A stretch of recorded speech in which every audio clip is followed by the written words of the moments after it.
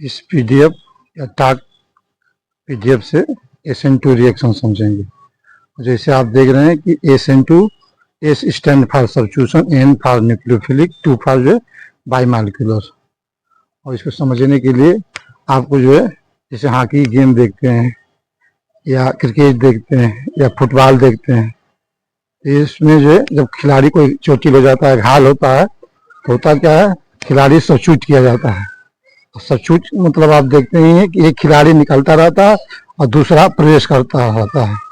उसी तरह का यहाँ भी सिचुएशन होती है। आप उसको समझिए कैसे करते हैं। सबसे पहले है कि इसमें जो है, जो न्यूक्लियोफाइल होता है उसका अटैक जो है रियर ऑफ द मॉलिक्यूल होता है। रियर का मतलब होता है अपोजिट। इसको समझते हैं बेहतर ढंग से। ये लिखा हुआ रियर, रियर का मतलब अपोजिट साइड, सामने से नहीं होगा। जब भी होगा तो रियर। जैसे इसमें होता क्या है, रियर अटैक होता है तो एक तरह से बांध जो है बनता जाता है धीरे धीरे, दूसरी तरफ से बांध और होता जाता है, एक क्राउडी सिचुएशन हो जाती है। और यहाँ जो है एक ट्रांसिशन स्टेट पैदा हो जाता है। जैसे आप बॉर्डर लाइन पर जैसे खिलाड़ी जो है एक आ रहा है दूसरा जा रहा है बैक साइड से, तो वहाँ जो है नंबर ऑफ प्लेयर क्या हो जाएगा, ज़्यादा हो जाएगा। तो इस तरह की सिचुएशन क्राउडिंग है, उसके बाद जो है फिर गेम चालू हो जाती है।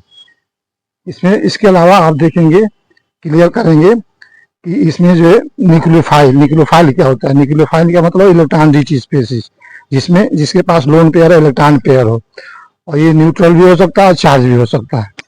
अब जैसे यहाँ एन जो दिया गया है ये जो है, और इसका जो रेट जो मॉलिक्यूलरिटी जो है दोनों पर डिपेंड करती है, सबस्ट्रेट पर और न्यूक्लियोफाइल पर, मतलब दोनों मॉलिक्यूल पर डिपेंड करती है। जो न्यूक्लियोफाइल अटैक करता है वो, और जो सबस्ट्रेट लिए वो दोनों, इसलिए ये बाई मॉलिक्यूलर है। और इसका अगर रेट निकालेंगे, rate is directly proportional to substrate RX and nucleophile. मतलब इसका ऑर्डर ऑफ रिएक्शन क्या होगा, 2 होगा।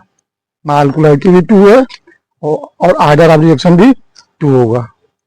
तीसरी चीज ये है कि इसकी रिएक्टिविटी देखते हैं। रिएक्टिविटी जो है, primary is greater than secondary, secondary is greater than tertiary.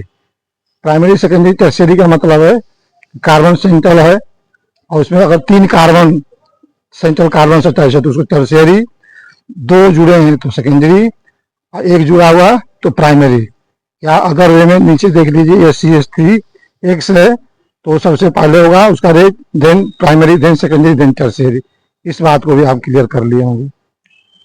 इसके अलावा इसमें एक चीज आती है कि जैसे एसिमेट्रिक कायरल भी आ सकता है। कायरल का मतलब क्या होता है, ये आप देखिए, ये दिया हुआ कायरल वो सिचुएशन होती है कि सेंट्रल कार्बन जो टेट्राहेड्रल कार्बन होता है उसकी जो है चारों valency occupied by different group. जैसे यहाँ देख लीजिए, यहाँ D है, यहाँ H है, यहाँ X है, यहाँ CH3। ऐसे सिचुएशन को कायरल बोलते हैं। और इसमें क्या होता है कि जब कंपाउंड का कॉन्फ़िगरेशन देखते हैं तो ऑलवेज इन्वर्जन होता है, इन्वर्टेड होता है। मतलब अगर आगे पहला शुरू जो है D फार्म है तो L फार्म है, डेक्स्ट्रो है तो लियो मिलेगा, लियो है तो डेक्स्ट्रो मिलेगा। ठीक वैसे जैसे छतरी है और हवा के आने के कारण सीधे उल्टी हो जाए तो उल्टा मिलता है कॉन्फ़िगरेशन। और इसकी स्टीरियो केमिस्ट्री को वाइल्डन ने ऑब्टेन किया था और इसलिए इसे वाइल्डन इन्वर्जन भी कहते हैं। कहने का मतलब ये है कि यह रिएक्शन जो है स्टीरियो स्पेसिफिक होता है, सेलेक्टिव होता है। इसमें कोई भी रिएक्शन इंटरमीडिएट नहीं होता, नो रिएक्शन इंटरमीडिएट। जैसे कार्बोकटायन या कार्बन एनायन या फ्री रेडिकल या कार्बीन या बेंजाइन, किसी तरह का रिएक्शन इंटरमीडिएट इन्वॉल्व होता कैसे, बाया ट्रांसिशन स्टेज। और इसमें जो इसके अलावा जो कंसल्टेड का मतलब आप समझ रहे होंगे कि जैसे बांध जो ब्रेकिंग करता है उसी समय बांध बनने भी लगता है, मतलब बांध धीरे धीरे टूटता जाता है और नया बनता जाता है। दूसरी चीज है कि ये सिंगल स्टेप में हो जाता है, जबकि S1 जो है 2 स्टेप प्रोसेस होता है। इसके अलावा इसमें एक और खास चीज है कि इंस्यूमेरिक या इंस्यूमेरिज्म या इंस्यूमर, मतलब पेयर ऑफ जो DL को इंस्यूमर कहते हैं, मतलब ऑप्टिकल आइसोमर को इंस्यूमर बोलते हैं।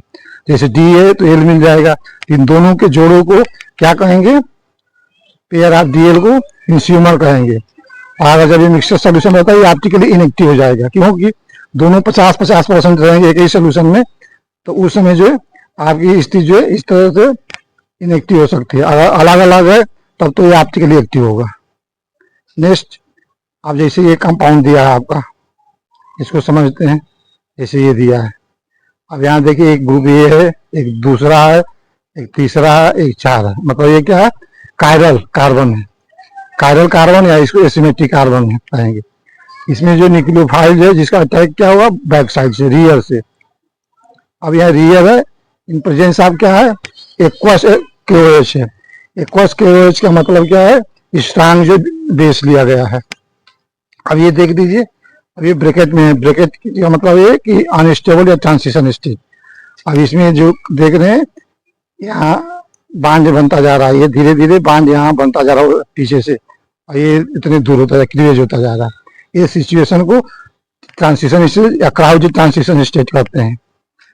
और ये ऊपर कायरलिक और अटैक, आप कायरल सेंटर भी आप देख रहे हैं, कायरल सेंटर पर अटैक हो रहा है, ये भी आप समझ गए होंगे।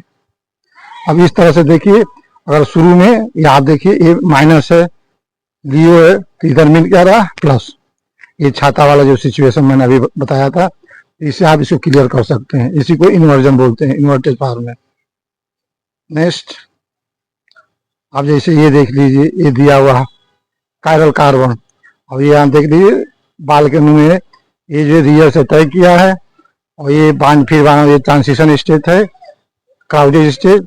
और इसमें देखिए लाल वाला बार, और ये बैक में इस साइड में आ गया, जो इधर था उधर अटैक हो गया। अगर ये माइनस है तो ये क्या है, प्लस। और इन दोनों जोड़ों को हम क्या कहेंगे, डीएल। और जब डीएल आपको प्राप्त होता है तो ये मिक्सचर होता है, इसको रेशमिक बोलते हैं। इस फिनोमेना को रेशमाइजेशन बोलते हैं, और इसके सेपरेशन को रिजोल्यूशन बोलते हैं। और जब भी डीएल होगा तो ऑप्टिकली इनएक्टिव होगा, और डी और अलग अलग अलग होगा तब जो है ये ऑप्टिकली एक्टिव होगा। इस बात का ध्यान रखेंगे। एक और क्राइटेरिया समझते हैं, जैसे ये बिल्ली का दिया है, और बिल्ली के लिए दो सिचुएशन दी गई है। एक फर्स्ट सिचुएशन है कि एक बिल्ली दूसरे बिल्ली को टर्न में इंतजार कर रही है, फिर जो है उसके दूसरे सिचुएशन में आने के पहले वो हट जा रही है, तीसरे सिचुएशन में आगे बढ़ गई, ये देख रही बाहर हो गई है। ये यहाँ नहीं होता है। इस SN2 रिएक्शन में ये क्राइटेरिया होती है। ये आपका सबस्ट्रेट है, ये आपका न्यूक्लियोफाइल है, और ये देखिए न्यूक्लियोफाइल बैक से तय किया, और इधर ये आती जा रही है, और धीरे धीरे जो है ये हटता जा रहा है, ग्रुप हटता जा रहा है। मतलब साथ साथ आना और जाना, जैसे खिलाड़ी का जो सब्स्टिट्यूशन होता है, एक खिलाड़ी ग्राउंड से निकलता जाता है, दूसरा जो अंदर प्रवेश करता जाता है, वही सिचुएशन ये बिल्ली का दिखाया गया लास्ट में है। और इस बेहतर जो है डायग्राम से आप समझ गए होंगे पूरे मैकेनिज्म को। आगे देखते हैं। अब जैसे ये मैलिक एसिड दिया है, मैलिक एसिड का फॉर्म दिया है, यहाँ देखिए कायरल है, यहाँ कायरलिटी के बारे में भी समझ गए, एसिमेट्रिक कार्बन है, इसका डी लिया गया है, और ये सिचुएशन से आप देख रहे हैं बन गया एल। अब इसका मतलब है कि ये अपोजिट फेस हो जाता है। अब जैसे दो ये मिरर इमेज है, एक ये दूसरे इसका जो मिरर इमेज है, अगर इसको उठाकर एक दूसरे पर रखेंगे तो ये क्या होगा, नॉन सुपर इम्पॉसिबल होगा, ये पूरा का पूरा ढक नहीं पाएगा। ये चीज जो है यहाँ आ जाएगी, इधर आ जाएगी, ये चीज इसकी इधर आ जाएगी, तो ये कवर नहीं कर पाएगा। इसी को क्या बोलते हैं, non super impossible. Mirror image तो है लेकिन नॉन सुपर इम्पॉसिबल, इसी को कहते हैं कायरल। और ये कायरल से कायरलिटी होता है। Chirality is the cause of optical isomerism. दूसरी चीज है कि आपको नॉट कंफ्यूज मैलिक एसिड से। एक और मैलिक एसिड होता है जिसमें ई होता है, और ई आने का मतलब आपको इन याद रखना है। इन का मतलब डबल बांड, ये डबल बांड वाला है। ये देखिए इसमें डबल बांड मौजूद है। इसका फार्मूला क्या है, C4H4 ये है।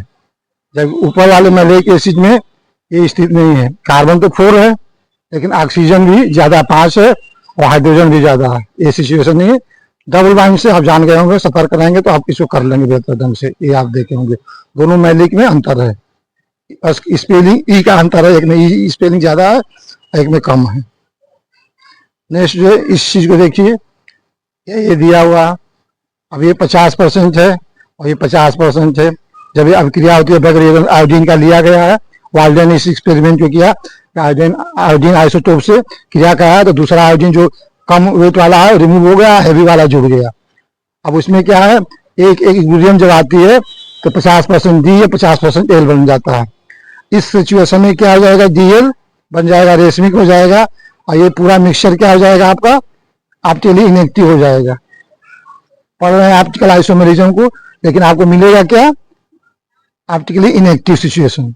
जब इसको आप सेपरेशन कर लेंगे, रिजोल्यूशन कर लेंगे, तब फिर ऑप्टिकली एक्टिव होगा। मिक्सचर में 50-50 दोनों कैंसिल कर देगा, डी और एल मिलकर कैंसिल हो जाएगी। लेकिन एक चीज यहाँ इंपॉर्टेंट है, इसका जो रेट पूछ सकता है। रेट का मतलब जो रेशमाइजेशन रेट होती है 100% होती है, जो डी और एल बनती है। ये 50-50% है, लेकिन ये रेट जो है 100% होती है। 100% का मतलब है दोनों का रिलेशन निकालें तो ये क्या हो जाएगा, अगर मान लो इसको जो है R2 मान लें, ऊपर दोनों वालों का R1, तो R1 2 है, और इसके बाद है तो इसका मतलब जस्ट 2 टाइम्स हो जाएगा, मतलब 2R1 इक्वल टू R2 के बराबर हो जाएगा। और इस चीज को भी आप समझ गए होंगे। और जैसे बुक में दिया है अलग अलग चीज, जैसे पोलराइज लाइट के बारे में दिया गया है। पोलराइज लाइट वो होती है कि जैसे लाइट जो होती है ये भी डायरेक्शन में प्रोपोगेट करती है, और उसको अगर निकल प्रिज्म से निकाल कर दें, गुजारें, तो केवल ये एक ही डायरेक्शन में मूव करने लगती है। ऐसे लाइट को हम क्या बोलते हैं, प्लेन पोलराइज लाइट करते हैं, और इसका ऑप्टिकल आइसोमेरिज्म में उपयोग किया जाता है। जैसे आप देख रहे नीचे फिगर दिया है, इस फिगर में ये देखिए लाइट ली गई है, ऑर्डिनरी लाइट है, हर तरफ प्रोपोगेट कर रही है। निकल प्रिज्म लिया गया, ये प्लेन पोलराइज लाइट हो गई। ये सैंपल लिया गया, यहाँ क्या हो गया, ये देखिए घुमा दिया रहा क्लॉकवाइज आई से, आप देख रहे हैं इन चीज को। और इस तरह से फिनोमेना को ऑप्टिकली एक्टिव है कि इनएक्टिव है, इसको आप जो विजुलाइज कर सकते हैं। इस बात को भी समझ गए होंगे। इसके अलावा दूसरी क्राइटेरिया कायरल या कायरलिटी, जिसको बार बार मैंने बताया है कि इसके लिए सिचुएशन ये है कि एक तो चारों सेंट्रल कार्बन के चारों तरफ जो 4 डिफरेंट ग्रुप हो, ये हो, जैसे ये दिया है, ये सेंटर कार्बन है, सेंटर, और 4 डिफरेंट ये है, यहाँ बी, यहाँ सी, यहाँ डी, अलग अलग। ये सी से कंफ्यूज नहीं करना है, सी अलग अलग होता है। आप सोचे होंगे कि सी एक चीज है, सी है, सी का मतलब है अदर, सी कार्बन 12 और कार्बन 14 भी होता है, कार्बन 13 भी होता है। इस चीज को समझना है, बच्चे इससे कंफ्यूज हो रहे होंगे, आप डोंट कंफ्यूज फॉर दिस, ठीक है, इस बात का ध्यान रखेंगे। इसके अलावा जो है आप जो है एक और सिचुएशन आप जानते हैं कि जब एक कायरल के लिए करते हैं तो नॉन सुपर इम्पोजेबल और मिरर इमेज होना चाहिए, और उस चीज को भी इसमें आप जानते होंगे। Thank for watching.